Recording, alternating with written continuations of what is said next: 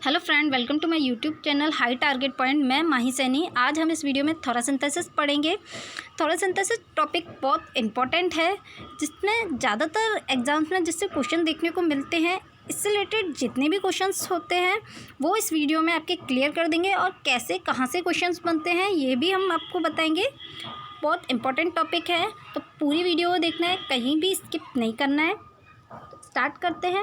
ये आपको यहाँ पे थोरासिंथेसिस प्रोसीजर शो हो रहा है। अब ये कैसे करते हैं, क्या होता है, इसके बारे में पढ़ते हैं। इस वीडियो में हम इसके डेफिनेशन, इंडिकेशन, कब करना चाहिए ये प्रोसीजर, कॉन्ट्रा इंडिकेशन कब नहीं करना चाहिए, प्रोसीजर कैसे करते हैं, और इसके कॉम्प्लिकेशन एंड मैनेजमेंट देखेंगे। इसकी पहले डिटेल देख लेते हैं हम। थोरासिंथेसिस क्या होता है। Thoracentesis is a procedure that is done to remove a sample of fluid from around the lungs। ये देखिए, ये आपको लंग्स शो हो रहा है, और ये जो इसकी आउटर लेयर है ऑरेंज कलर की, जिसे हम प्लूरा बोलते हैं, और ये जो इसके बीच में वाइट स्पेस है जिस पे राउंड बना हुआ है, ये वाइट स्पेस है जो, इसे हम प्लूरल स्पेस बोलते हैं। यहाँ से हम इस प्रोसीजर में, थोरासिंथेसिस प्रोसीजर में, यहाँ से हम निडल के थ्रू फ्लूइड का एस्पायरेट करते हैं, ठीक है, जिसे हम थोरासिंथेसिस बोलते हैं। और कब करते हैं ये हम अभी आगे पढ़ेंगे। The lungs is covered with tissue called the pleura. ये जो ऑरेंज कलर की लेयर है, इससे कवर्ड होता है लंग्स, जिसे हम प्लूरा बोलते हैं। The inside of chest also land with pleura.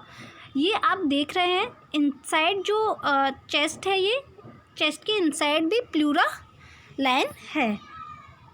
The space between this two area is called the pleural space. ये जो इन दोनों के बीच जो स्पेस है, वाइट जो स्पेस दिखाई दे रहा है, इसे प्लूरल स्पेस बोलते हैं, ठीक है, क्लियर। नेक्स्ट डेफिनेशन देखते हैं इसकी। Thoracentesis also known as pleural fluid analysis. इससे हम प्लूरल फ्लूइड एनालिसिस के नाम से भी जानते हैं। नॉर्मल प्लूरल फ्लूइड, जो हम नॉर्मल प्लूरल फ्लूइड होता है जो हम एस्पायरेट करते हैं, नॉर्मल वैसे कितना होता है, 15 से 20 ml। Is a procedure in which A needle is inserted through the back of the chest. ये हम प्लूरल फ्लूइड होता है वो कहाँ से लेते हैं, बैक ऑफ द चेस्ट। जो चेस्ट होती है उसके बैक से, पीछे से लेते हैं, वॉल इनटू प्लूरल स्पेस, वो भी प्लूरल स्पेस से। अभी हम आपको प्रोसीजर दिखाएंगे कैसे लेते हैं। A space that exist between the two lungs and the anterior chest wall to removal of fluid and air. Fluid और एयर को हम रिमूव करते हैं चेस्ट की बैक से। प्लूरल स्पेस में हम निडल एंटर करते हैं और प्लूरल फ्लूइड को एस्पायरेट करते हैं। में और देखते हैं। Thoracentesis is a procedure in which the chest wall is puncture. जो चेस्ट वॉल होती है उसे पंक्चर किया जाता है, क्योंकि हम निडल इंसर्ट कर रहे हैं for aspiration of pleural fluid. क्यों पंक्चर करते हैं, प्लूरल फ्लूइड का सैंपल लेने के लिए, एस्पायरेट करने के लिए। यूज लार्ज सिरिंज, सॉरी यहाँ सिरिंज है, सिरिंज 30 से 60 ml, 30 से 60 ml की सिरिंज हम यूज़ करते हैं प्लूरल फ्लूइड को एस्पायरेट करने के लिए, ठीक है फ्रेंड। इससे हर लाइन से क्वेश्चन बन रहा है, बहुत ज़्यादा इम्पोर्टेंट टॉपिक है ये, ठीक है। नेक्स्ट देखते हैं। ये देखिए यहाँ पे कैसे हम बैक से लेते हैं, यहाँ से चेस्ट की बैक से हम निडल इंसर्ट करते हैं। ये प्लूरल स्पेस है, यहाँ पर हम प्लूरल स्पेस में निडल इंसरेट करते हैं, ठीक है, और प्लूरल इफ्यूज़न करते हैं, एस्पायरेट करते हैं। यहाँ पे डेफिनेशन दी हुई है। Thoracentesis also known as pleural fluid aspiration. इसे हम प्लूरल फ्लूइड एनालिसिस या एस्पायरेशन के नाम से भी जानते हैं। The thoracic wall is puncture. जो थोरेसिक वॉल होती है वो पंक्चर की जाती है, क्योंकि निडल एंटर हो रही है तो पंक्चर होगी। अब for to obtain a specimen, क्यों करते हैं, प्लूरल फ्लूइड का स्पेसिमेन लेने के लिए, सैंपल लेने के लिए, फॉर एनालिसिस और टू रिलीव पल्मोनरी कंप्रेशन। जो पल्मोनरी कंप्रेशन होता है उसको आइडेंटिफाई करने के लिए, उससे रिलीव के लिए हम, क्योंकि फ्लूइड वहाँ अगर ज़्यादा हो गया है तो यहाँ पर कंप्रेशन होगा, प्रेशर पड़ेगा। अगर फ्लूइड यहाँ पर ज़्यादा हो गया है तो इस पर क्या होगा, कंप्रेशर पड़ेगा इस लेयर में। यहाँ पर अगर फ्लूइड ज़्यादा हो गया है तो उससे रिलीफ के लिए भी हम ये प्लूरल थोरासिंथेसिस करते हैं, प्लूरल फ्लूइड को एस्पायरेट करते हैं। और इसके इंडिकेशन हम आगे पढ़ेंगे। कब कब करते हैं हम थोरासिंथेसिस प्रोसीजर? नीमोथोरैक्स में, हीमोथोरैक्स में, प्लूरल इफ्यूजन में, हाइड्रोथोरैक्स में। नीमोथोरैक्स में क्या होता है, प्लूरल स्पेस जो होता है वहाँ पे एयर का कलेक्शन हो जाता है। हीमोथोरैक्स में क्या होता है, ब्लड का कलेक्शन हो जाता है। Pleural effusion fluid transudate and exudate, pathological and physiological दोनों होता है ये।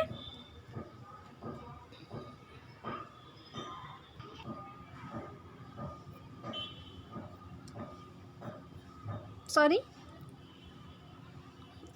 हाइड्रोथोरैक्स, हाइड्रोथोरैक्स ये ओनली फ्लूइड ट्रांसड्यूट होता है इसमें, और नॉन इन्फेक्टियस होता है, नॉन बैक्टीरियल होता है, नॉन पैथोजेनिक होता है। ठीक है, इन कंडीशन में हम ये प्रोसीजर करते हैं। ये देखिए यहाँ पे आपको ये एक्सरे शो हो रहा है प्लूरल इफ्यूजन का।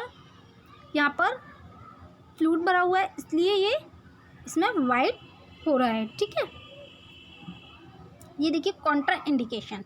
अब हम किस कंडीशन में ये प्रोसीजर नहीं करते हैं? कोगुलेशन डिसऑर्डर, अगर कोगुलेशन डिसऑर्डर है कोई भी हम इन्वेसिव प्रोसीजर नहीं कर सकते हैं। Active skin infection, active skin infection है, अगर स्किन इन्फेक्शन होगा तो मे भी प्रोसीजर के थ्रू अंदर इन्फेक्शन जाने के चांसेस हो जाते हैं। एटलेक्टेसिस, लंग्स एटलेक्ट है चुके हुए हैं अगर, तो भी ये प्रोसीजर नहीं हो सकता। Only one function of lungs, अगर एक ही लंग्स फंक्शन में है तो भी प्रोसीजर हम कॉन्ट्राइंडिकेटेड रहता है। एम्फाइसेमा में भी हम कॉन्ट्राइंडिकेटेड रहता है। सीवियर कफ ऑफ हिक्यूप, अगर सीवियर कफ है उससे बहुत ज़्यादा खांसी आ रही है तो मे बी रॉन्ग पंक्चरिंग हो सकती है, इसलिए ये नहीं करते हैं। और अनकॉन्शियस पेशेंट में भी ये प्रोसीजर नहीं करते हैं। अनकॉन्शियस में हम क्यों नहीं करते हैं ये भी देख लेते हैं। अनकॉन्शियस में क्योंकि हम इसमें अपराइट पोजीशन देते हैं, मतलब वो चेयर पे बैठा होता है पेशेंट तो अपराइट पोजीशन फॉलो नहीं कर पाएगा अनकॉन्शियस पेशेंट, इसलिए अपराइट पोजीशन में हम ये नहीं करते हैं।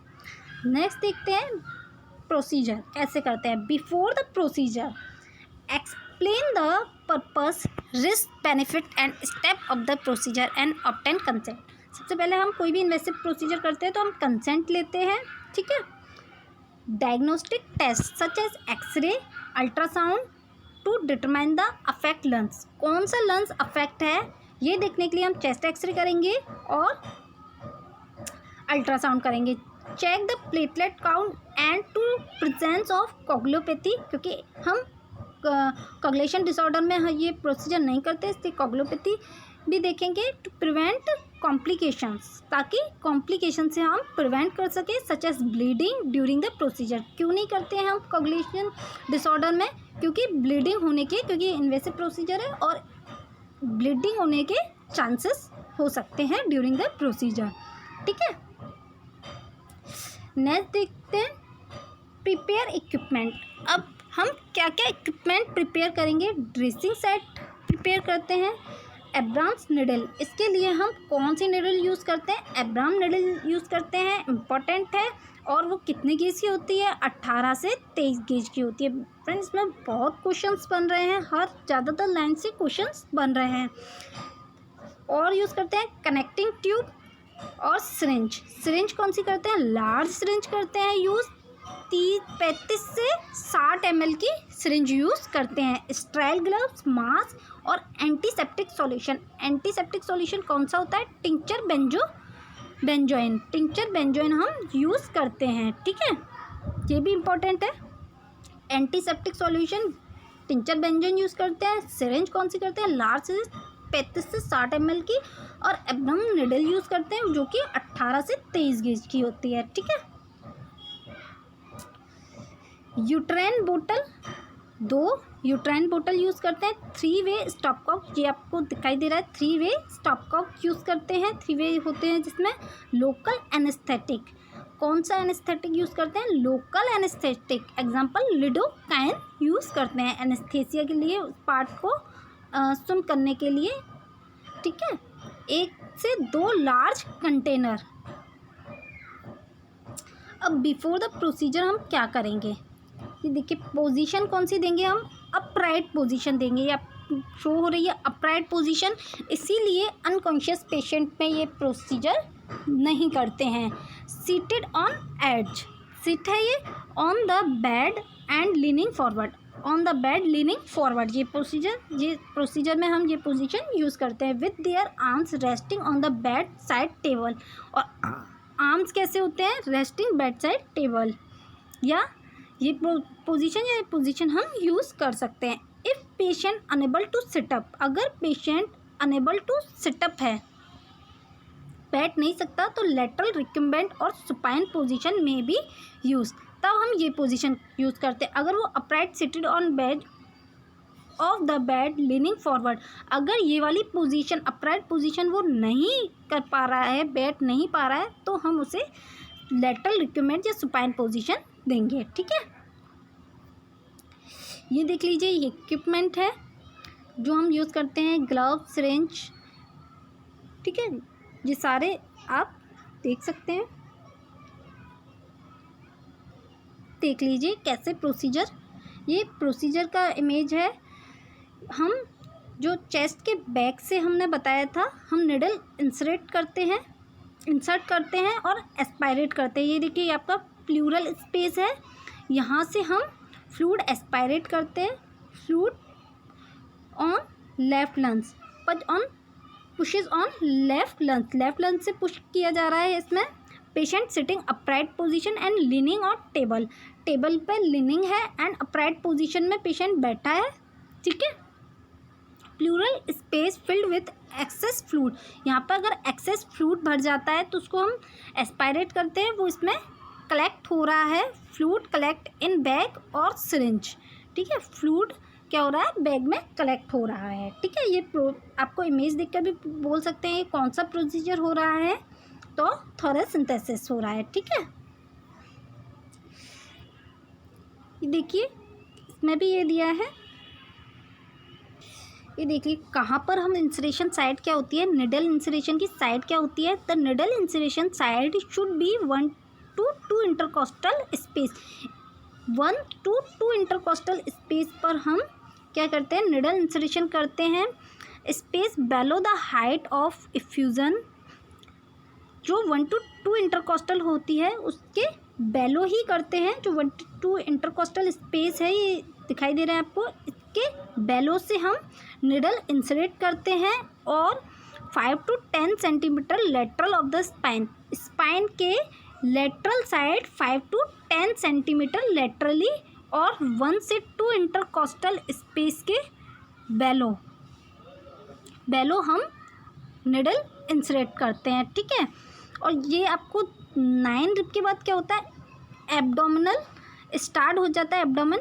तो to avoid intra abdominal injury, the insertion जो इंसर्ट साइड होती है, insertion side should not be below the 9th rib.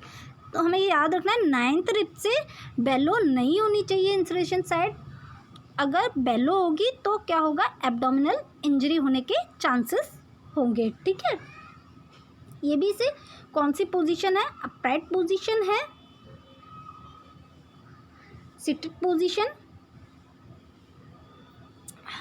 During procedure, अब ड्यूरिंग प्रोसीजर हम क्या करते हैं, observe patient respiration rate and breathing pattern to provide baseline data, estimate patient tolerance of procedure. हमें उसकी respiration rate देखनी है, breathing pattern देखना है, ताकि हमें पता लग सके वो टॉलरेट कर पा रहा है प्रोसीजर को या नहीं। Assist patient to vital sign such as BP, pulse to prevent any complication such as hypovolemic shock during procedure.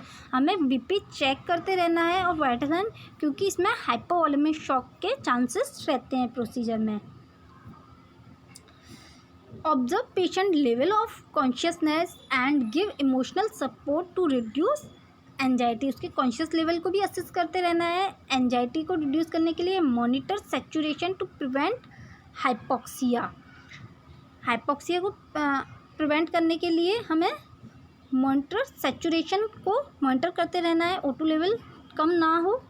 Drain maximum 1.5 litre in 1 litre, हमें ड्रेन कम से कम जो एस्पायरेट कर रहे हैं फ्लूइड कितना कम से कम होना चाहिए, 1 लीटर से 1.5 लीटर होना चाहिए। To avoid expansion pulmonary oedema, अगर पल्मोनरी एडिमा हो गया है मतलब वहाँ पर फ्लूइड पल्मोनरी एडमा मतलब फ्लूइड ज़्यादा कलेक्ट हो गया तो हम कितना ड्रेन करेंगे, कम से कम 1 से 1.5 लीटर, ठीक है, ड्रेनेज निकालेंगे। After procedure, document the procedure, patient response, characteristic of fluid and amount and patient response to follow up, provide analgesic as needed, pain के लिए हम एनाल्जेसिक देंगे। Rest in bed for about 2 hour after the procedure, procedure के बाद हमें कितना time तक rest देना है उसे, 2 आवर तक के लिए, ठीक है। BP and breathing will be check for few hours to make sure don't have complication, किसी कॉम्प्लिकेशन तो नहीं हुआ है किसी टाइप का, तो ये चेक करने के लिए हमें vital sign and BP check करते रहना है। अब इससे कॉम्प्लिकेशन क्या हो सकते हैं, इसके कॉम्प्लिकेशन क्या क्या होते हैं, पल्मोनरी एडिमा हो सकता है, रिस्पायरेटरी डिस्ट्रेस हो सकता है, मे बी वो प्रोसीजर टॉलरेट नहीं कर पाए और उसे रिस्पायरेटरी डिस्ट्रेस हो सकता है।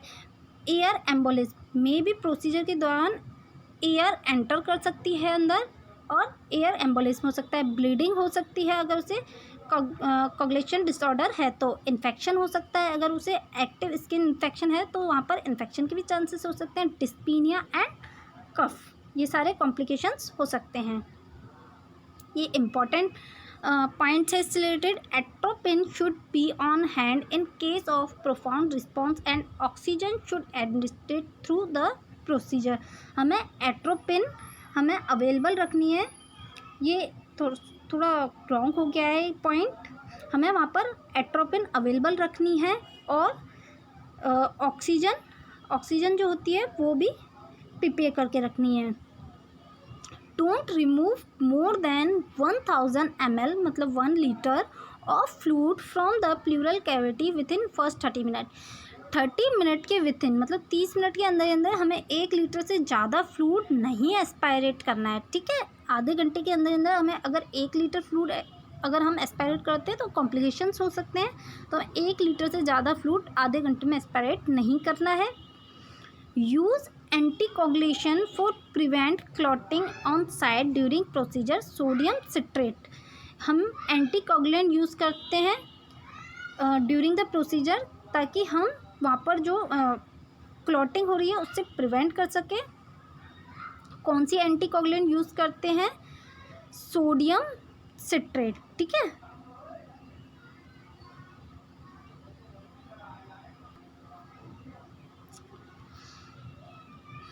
कंप्लीट हो गया ये आपका topic friend. Thank you for watch this, please subscribe the channel. हम पूरा आपको ये यहाँ से एक नर्सिंग कोर्स पूरा प्रोवाइड करेंगे इस चैनल से, और ये फर्स्ट टॉपिक है फंडामेंटल का, सारे हम टॉपिक्स एक एक करके आपको कंप्लीट कर देंगे। फ्रेंड आपको वीडियो अच्छी लगी हो तो लाइक करें और शेयर करें। Thank you for watch this.